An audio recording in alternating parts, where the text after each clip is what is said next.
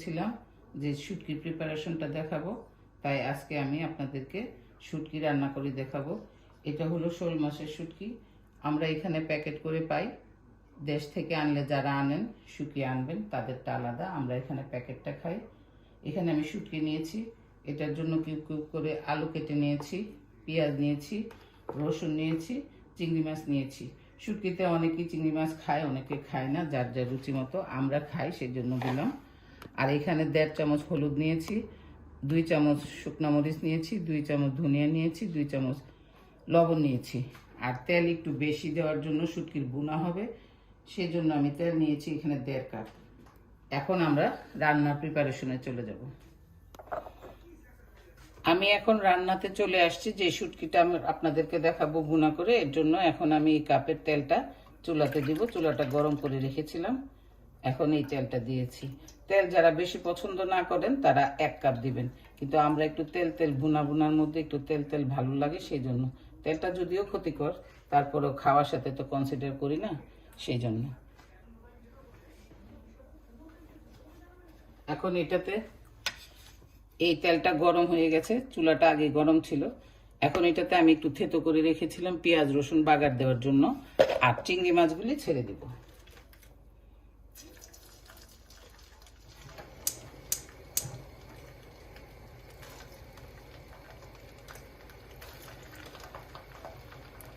এখন ওই চিংড়ি মাছটা একটু লাল হয়ে গেলে দিব আমরা পেঁয়াজ রসুন, তারপরে মশলাগুলি দিয়ে শুটকি দিয়ে কষিয়ে নিব।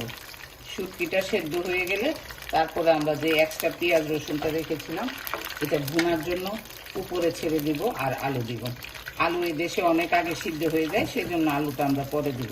বাংলাদেশের আলুটা সাথে সাথে দিলে একসাথেই শুটকি আর এই আলু একসাথেই হয়। দেখেন এখন চিংড়ি মাছের সবটা লাল রংটা বের হয়ে গেছে, এখন সুন্দর লাগছে দেখছে। এখন আমি এটাতে আস্তে আস্তে করে থেতো করা পেঁয়াজ রসুনটা দিব, দিয়ে ওই মশলাগুলি দিব, হলুদ ধনিয়া মরিচ। আমরা শুটকিতে কোনো অন্য মশলা খাই না, অন্য যে কোনো মশলা দিলে শুটকির অরিজিনাল গন্ধটা চলে যায়। আপনাদের যদি ভালো লাগে আদা রসুন দিতে, রসুনের সাথে আদা দিতে, আপনারা দিবেন, কিন্তু আমরা রসুনটার সাথে আদা খাই না শুটকির সাথে। শুধু রসুন, পেঁয়াজ, হলুদ ধনিয়া মরিচ। এখন আমি যে মশলাগুলি রেখেছিলাম এই মশলাগুলি আস্তে আস্তে ওই তেলটার মধ্যে দিয়ে দিব।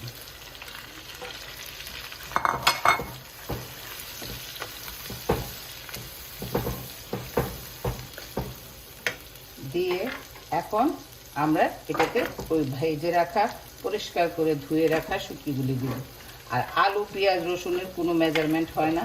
আপনারা আলু বেশি পছন্দ করলে আলু দেবেন, কেউ যদি এটার সাথে বেগুন পছন্দ করেন বেগুনও দিতে পারবেন, কিন্তু আমরা শোল মাছের শুটকিটা শুধু আলু দিয়ে বেশি লাইক করি, সেই জন্য। আর পেঁয়াজ রসুন বেশি দিলে শুটকিতে তেমন কোনো গন্ধ হয় না, মাংসের মধ্যে অন্যরকম গন্ধ হয়ে যায়, এটাতে কোনো সমস্যা হবে না। সেই জন্য আপনারা ইচ্ছা মতো রসুন দিতে পারেন, আর যাদের ভালো না লাগে তারা কম দিবেন বেশি দিবেন। এখন এটাতে আমি প্রায় 1 কাপের পরিমাণ পানি দিব, এই মশলাগুলি শুটকিগুলি শুদ্ধ হবে। এখন আমি পানি দিচ্ছি। যারা একটু বেশি নরম মনে করেন তারা বেশি পানি দিবেন। আমি এখানে পানি দিয়ে এখন ঢাকনা দিয়ে দিব আর সিদ্ধ হওয়ার জন্য অপেক্ষা করব। যখন এই শুটকিটা সিদ্ধ হয়ে যাবে তখন আমি এটাতে আলু দিব। আলু দিয়ে যদি মনে করি আমার আরেকটু পানি দরকার, তখন আমি একটু পানি দিয়ে উঠাবার আগে রসুন আর পেঁয়াজটা দিব, আপনাদেরকে আমি দেখাবো। এখন আমি ফিরে আসছি।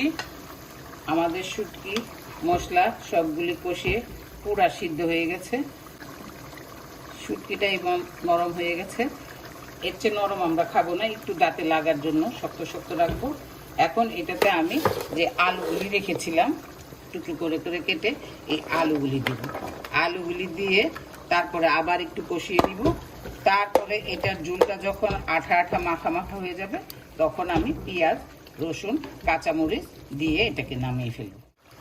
এখন আমরাও এটাতে আর বেশিক্ষণ লাগবে না, আলু সিদ্ধ হয়ে গেছে, এই দেখেন ভেঙে গেছে আলু সেদ্ধ হয়ে গেছে, শুটকি সেদ্ধ হয়ে গেছে, সব কিছুই সেদ্ধ হয়ে গেছে। এখন আমরা লাস্টে যেটা দেবার কথা ছিল রসুন আর পেঁয়াজগুলি, এইগুলি দিয়ে 5 মিনিট শুধু রাখবো।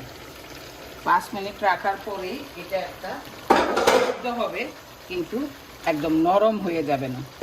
দেখেন এটার লুকটা কত নাইস আসছে। যখন পুরা রান্না হয়ে যাবে তখন আমি আস্তে আস্তে কয়টা কাঁচামরিচ চেড়ে দিয়ে দিব, তখন দেখবেন এটার নাইসটা। আর গন্ধটার কথা তো আর আমি বলতে পারবো না, যারা বানিয়ে খাবেন বা খেয়েছেন তারা বুঝবেন এটার যে কি অসাধারণ একটা গন্ধ। আর চিংড়ি মাছটা দেওয়ার কারণ হলো, মাছটা যখন আপনি চিংড়ি মাছটা যে কোনো শুটকির সাথে দেবেন তখন একটা মাইলি মিষ্টি হবে।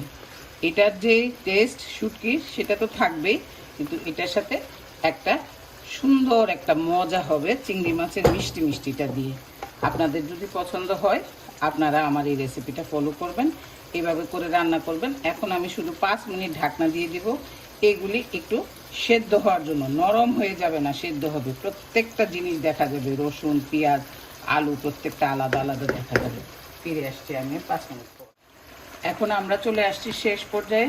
দেখেন এটা গলে যায় নাই কিন্তু সেদ্ধ হয়েছে। এটা আমরা এ পর্যায়ে তুলে নেব। এখন আলু, রসুন সব কিছু সেদ্ধ হয়ে গেছে কিন্তু এটা গলে যায় না। এখন আমরা কাঁচামরিচ কয়েকটা ফালি করে রেখেছি, ওই কাঁচামরিচ কয়েকটা দিয়ে এটা ঢেকে রান্না শেষ করে দিব।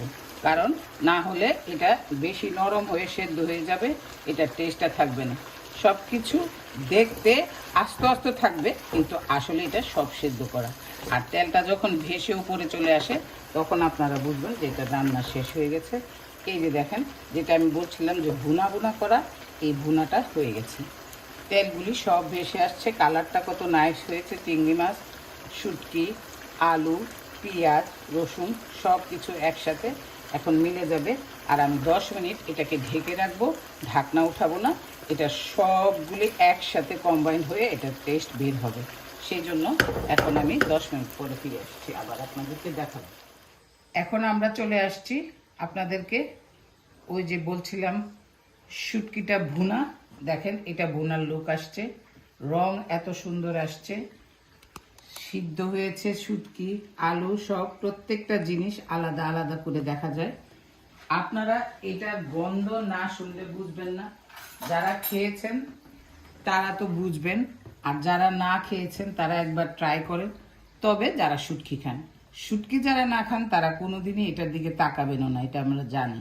তাদের এই গন্ধ ভালো লাগে না। কিন্তু আলুগুলিও সিদ্ধ হয়েছে, তারপরে এই যে পেঁয়াজ আস্তে আস্তে আছে, রসুন কিউব করে দিয়েছিলাম, এই যে রসুন পেঁয়াজগুলি ফালি ফালি করে দিয়েছিলাম। এটার একটা অসাধারণ গন্ধ, আর খেতে যে কি মজা। এটা যারা খান, আমি বিশ্বাস করি যারা এটা খাবেন রান্না করে তারা 1 প্লেট বেশি করে ভাত খাবেন। শুধু এটা দিয়ে ভাত খাবেন, ওই দিন আর কিচ্ছু খাবেন না। কারণ আমরা এইভাবেই খাই, সবসময় তো শুটকি খাই না, যেদিন খাই শুধু শুটকি দিয়েই ভাত খাই, কিছু সাথে থাকুক না থাকুক। আপনাদের যদি এই রেসিপিটা ভালো লাগে আপনারা অবশ্যই বাসায় ট্রাই করবেন, রান্না করে খেয়ে আমার জন্য দোয়া করবেন। আর আমার ভিডিওটা দেখে অবশ্যই সাবস্ক্রাইব করবেন, লাইক দিবেন, কমেন্ট করবেন, তাহলে আমি আপনাদের সঙ্গে থাকব। আর আমি চেষ্টা করব সবসময় আমাদের ঘরের খাবারগুলি আপনাদেরকে একটু পরিবেশন করে খাওয়াতে দেখাতে। আসসালামু আলাইকুম।